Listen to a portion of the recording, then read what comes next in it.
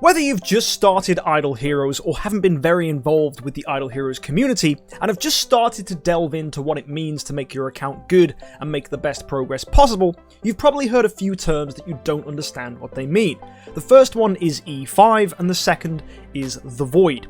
These two things are crucial to your progress as an early game player. The first thing you should prioritize as a new player to Idle Heroes is building your first E5 hero, because doing so will allow you to unlock the Void, which is a very important game mode that gives you many resources to help you later on, and in addition, having an E5 hero is going to be excellent for beating Seal Land, Aspen Dungeon, and getting you far in areas like the Tower of Oblivion. There are certain ways to play that will help you build one of these E5 heroes as quickly as possible, and of course therefore bring you the best progress you possibly can get in the game. So that's what we're going to look at today, guys. This is a guide to building your first E5.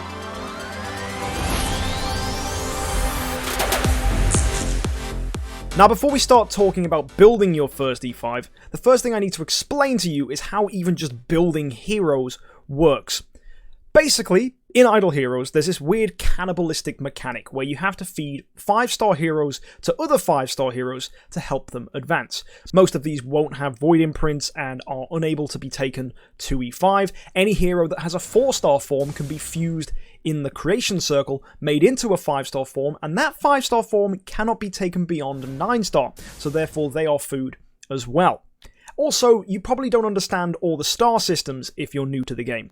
A hero with 5 gold stars underneath their name is considered 5 stars, going down to 4, 3, 2, and then 1.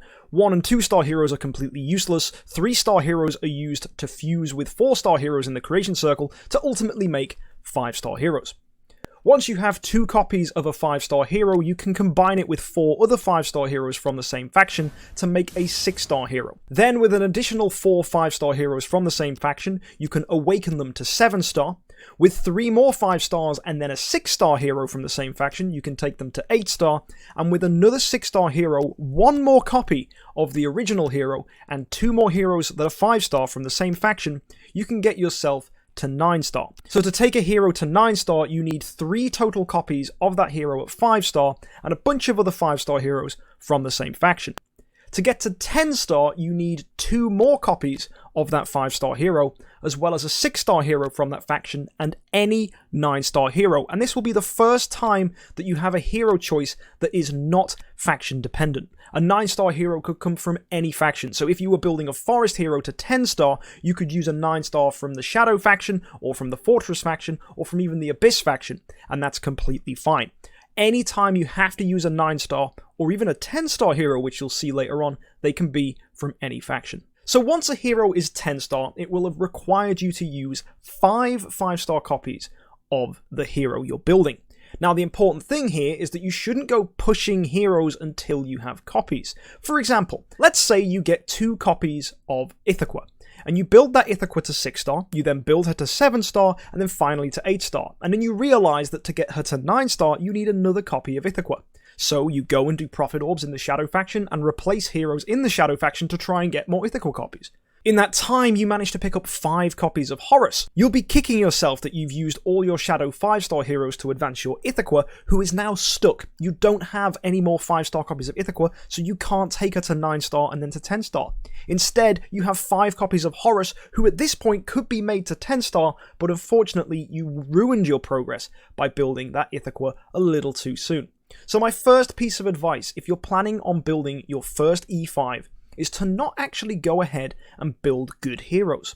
Because if you go ahead and build these good heroes and then get no more copies of them, they'll be stuck, just like that Ithaca copy in that example. Instead, you should be building heroes you can comfortably use as food, and also heroes that you have at least 3 copies of so that you can take them to 9-star.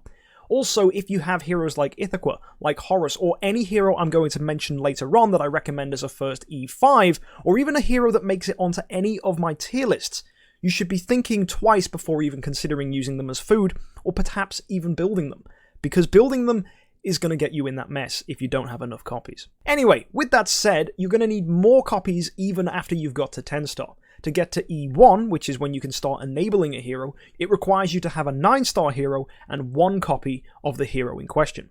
To get to E2, same again, you need a copy of the hero and another 9-star.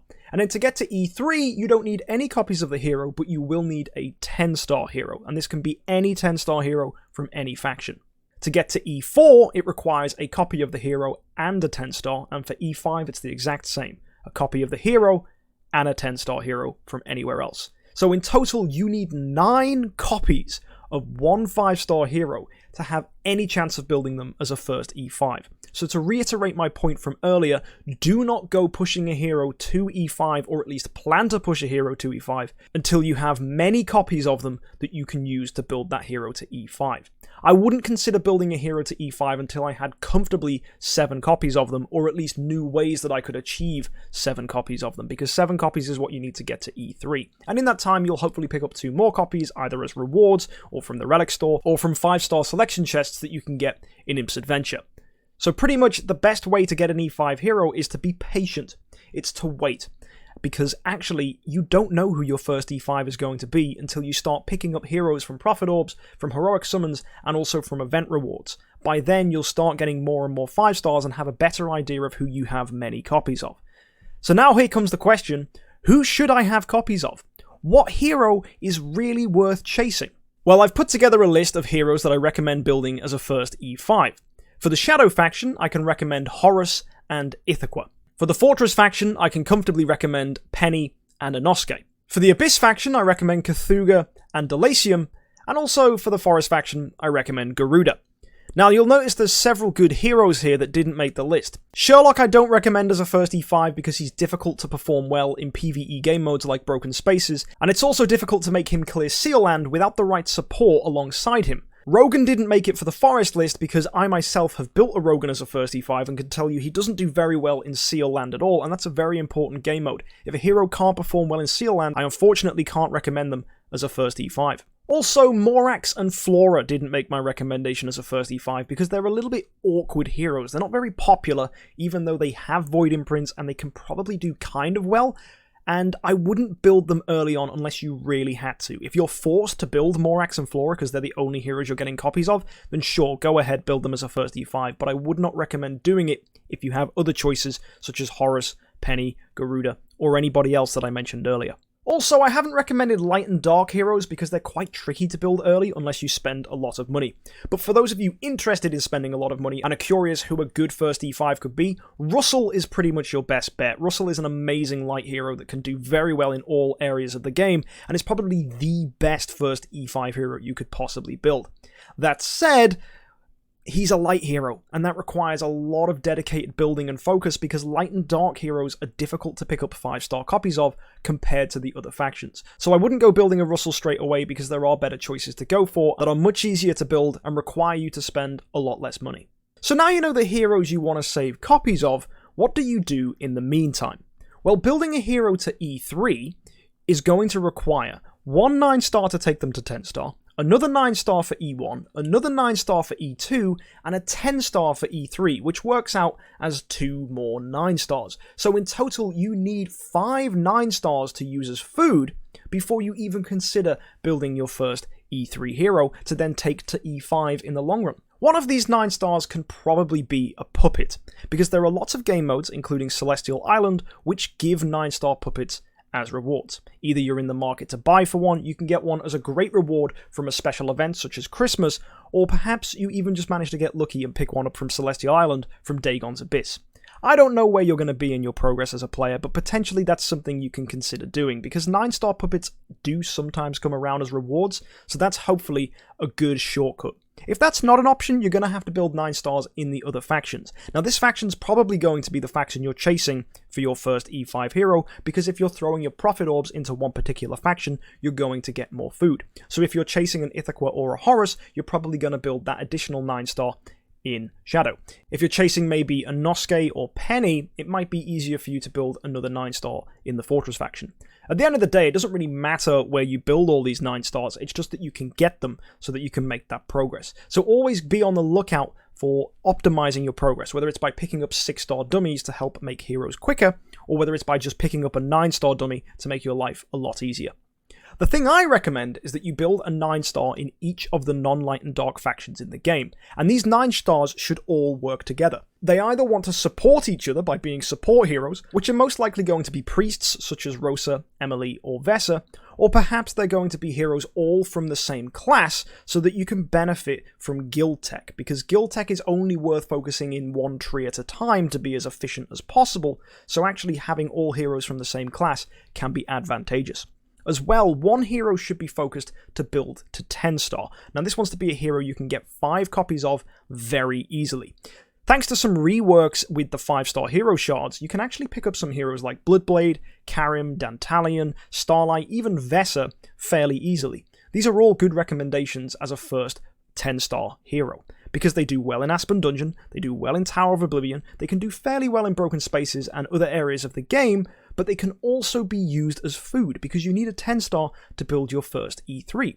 So if you're behind on heroes and you're not sure who you're going to build as your first E5 yet, then I think building a 10-star hero from this recommended list here is okay, because these heroes can all do well in many areas of the game, but will eventually be food, and it gives you something to focus on whilst you're collecting copies of the recommended 5-star heroes earlier on. Let's say the most copies of a good 5-star hero you have is 3. You've got 3 Ithaquas, you've got 3 Horuses, maybe you've even got 3 Garudas as well.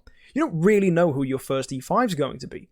So in that time, building someone like Karim as a first 10-star lets you do well in areas of the game without worrying that you've put all your resources into one hero that you potentially may not get additional copies of. As well, another thing that's happened to the game since I ever made my first guide to building your first E3 is that chests have been added.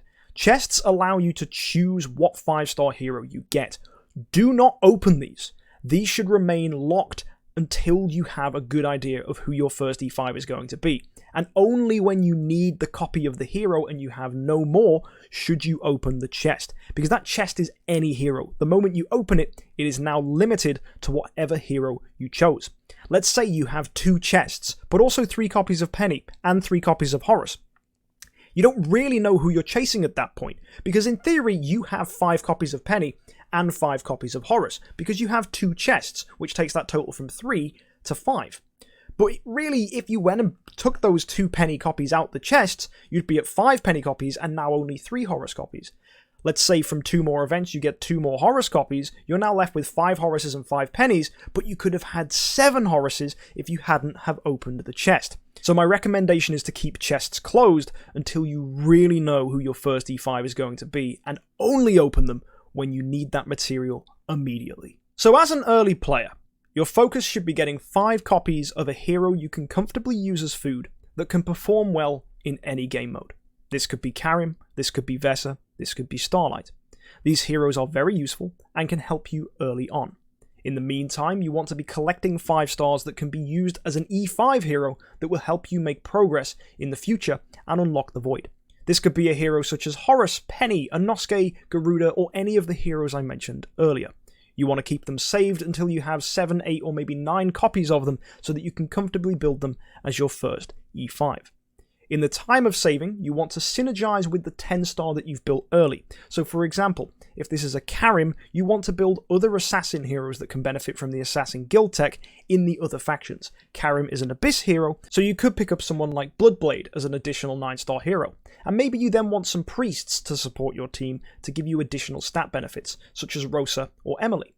Now that will give you a beautiful selection of 9-star heroes that when you finally do have enough copies of your first E5 hero, you can then use those 9 stars to take that hero to 10-star, then to E1, then to E2, and then finally to E3 by feeding the 10-star hero you built early on. You should hopefully in the meantime manage to have saved 5 copies of other heroes. Maybe it's heroes you've already built. Maybe you get 2 more copies of that Bloodblade you built, so you think, yeah, I'm going to build Bloodblade.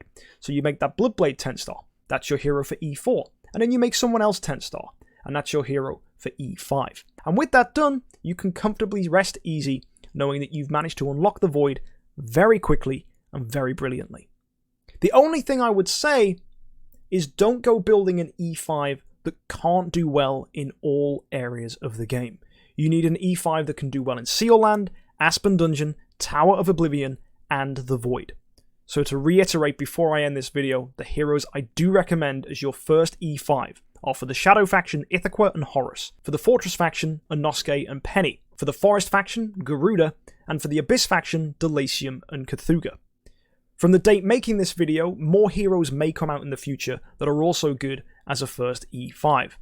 Also, if you're thinking why hasn't Tix made this list, he's best used in his 5-star form to support a different shadow hero that you can make to E5. For example, a Horus E5 or Ithaca E5 alongside 5-star Tixes can clear Seal Land 20. So you're best leaving that Tix in its lower form unbuilt so that it can support your other shadow heroes in Seal Land. Hopefully you found this video informative and useful, and if you have any questions, be sure to drop them down below in the comments section, or join our Discord, which you can find a link for in the description. If this is your first time on the channel, be sure to hit that subscribe button, and why not check me out at twitch.tv/MKxJUMP to catch my content live.